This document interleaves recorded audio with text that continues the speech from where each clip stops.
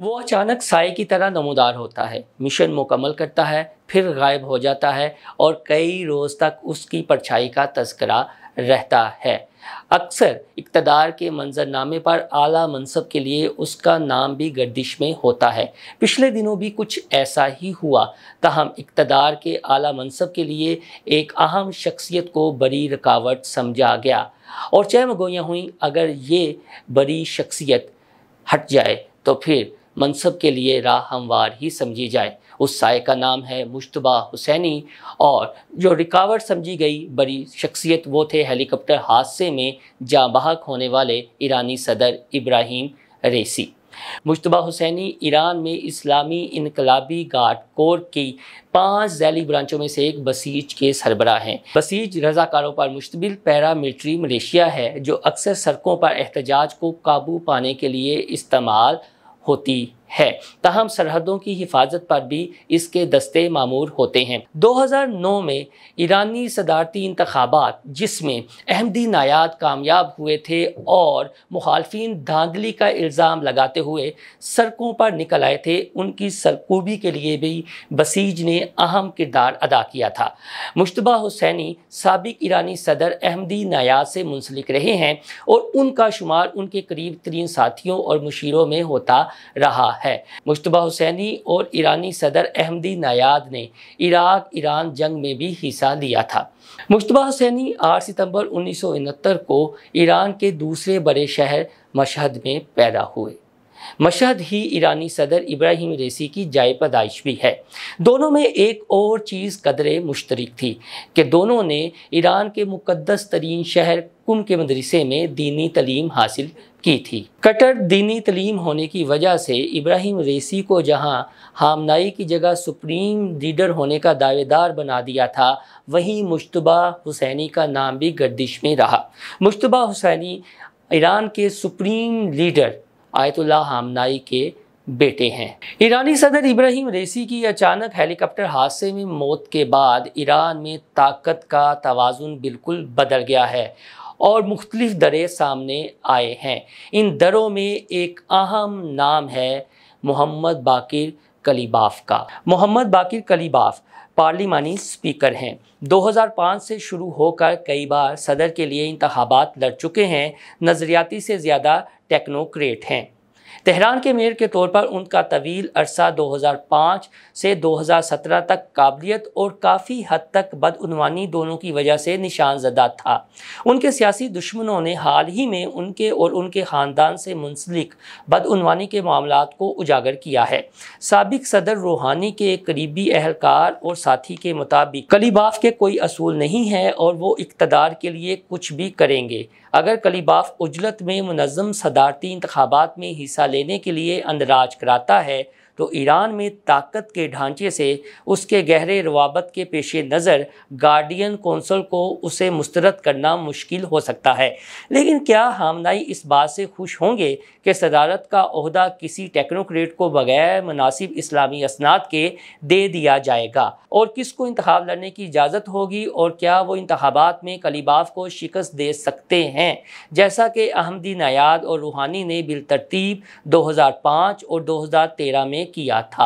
اقتدار کے اس کھیل کو جو چیز دلچسپ موڑ دیتی ہے وہ ہے خامنائی کی جگہ ان کے بیٹے مجتبیٰ حسینی کو سپریم لیڈر بنانے کی وکالت۔ حکومت کے کچھ اہلکار اور سابق اہلکار جو کلیباف کے حامی ہیں، خامنائی کے بیٹے مجتبیٰ کو اپنے والد کی جگہ سپریم لیڈر بنانے کی وکالت کرتے ہیں۔ مجتبیٰ خامنائی طویل عرصے سے سائے میں ہیں اور 54 سالہ بزرگ کی سیاست یا خیالات کے بارے میں بہت کم معلومات رکھتے ہیں، لیکن انہیں بڑے پیمانے پر عہدے کے لیے ایک سنجیدہ دعوے دار سمجھا جاتا ہے۔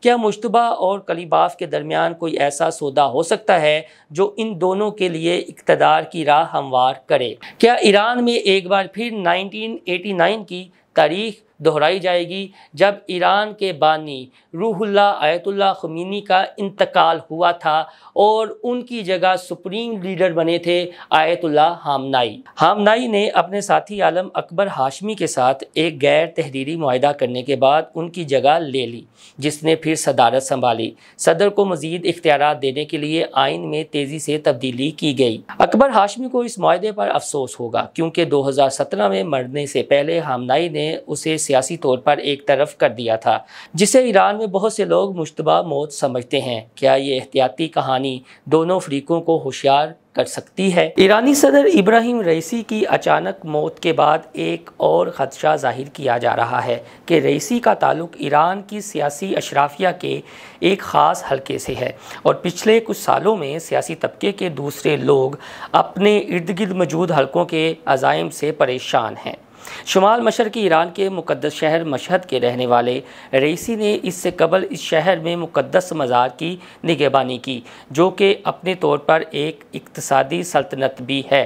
اس کی شادی مشہد کے نماز جمعہ کی امامت کرنے والے رہنما کی بیٹی سے ہوئی ہے، جو ایک قدیم سماجی قدامت پسند تھے۔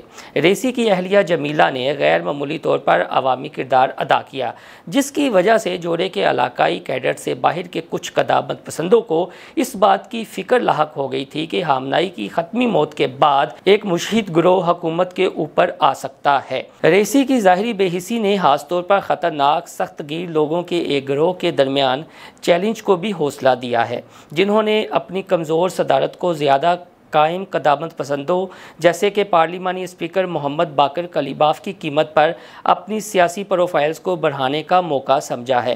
ان میں سے کچھ انتہائی سخت گیر افراد نے اس سال کے شروع میں ہونے والے پارلیمانی انتخابات میں اچھی کارکردگی کا مظاہرہ کیا، جو کہ زیادہ تر سخت گیر کیمپ کے اندر ایک مقابلہ تھا۔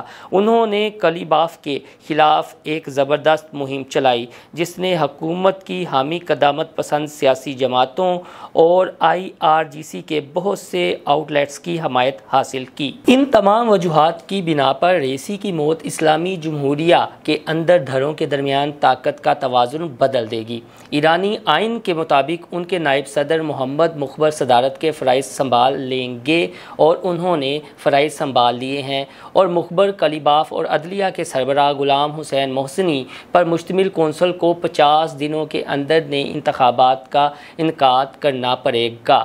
اب توقع یہ ظاہر کی جا رہی ہے کہ ان کے نائب نے تو اپنے عہدے کا چارج سنبھال لیا، اگر مظاہرے پھوٹ پڑتے ہیں یا کوئی اس طرح کی غیر معمولی صورتحال پیدا ہوتی ہے تو ایران میں کیا ہوگا؟ یہ اپنی جگہ انتہائی اہم سوال ہے۔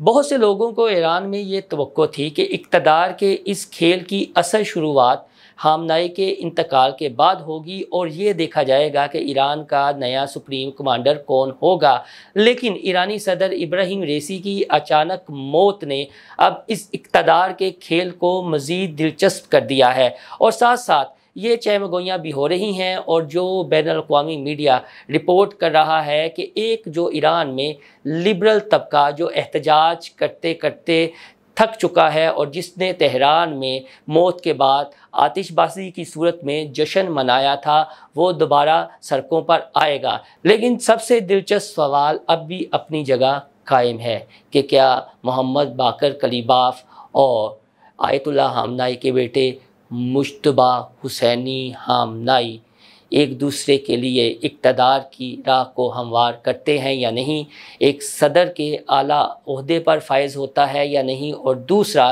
ایران کا سپریم لیڈر بن پاتا ہے یا نہیں۔ آنے والے دنوں میں ایران کے اقتدار کے اس کھیل کی دلچسپ صورتحال دیکھنے والی ہوگی۔ دوستو، اس کہانی میں جو نیا موڑ آئے گا، ہماری کوشش ہوگی کہ ہم آپ کے ساتھ شیئر کریں۔ آپ سے درخواست ہے کہ ہمارا چینل انسائیڈ اسٹوری لائک اور سبسکرائب کر لیں اور یاد سے بیل آئیکن کا بٹن بھی دبا لیں۔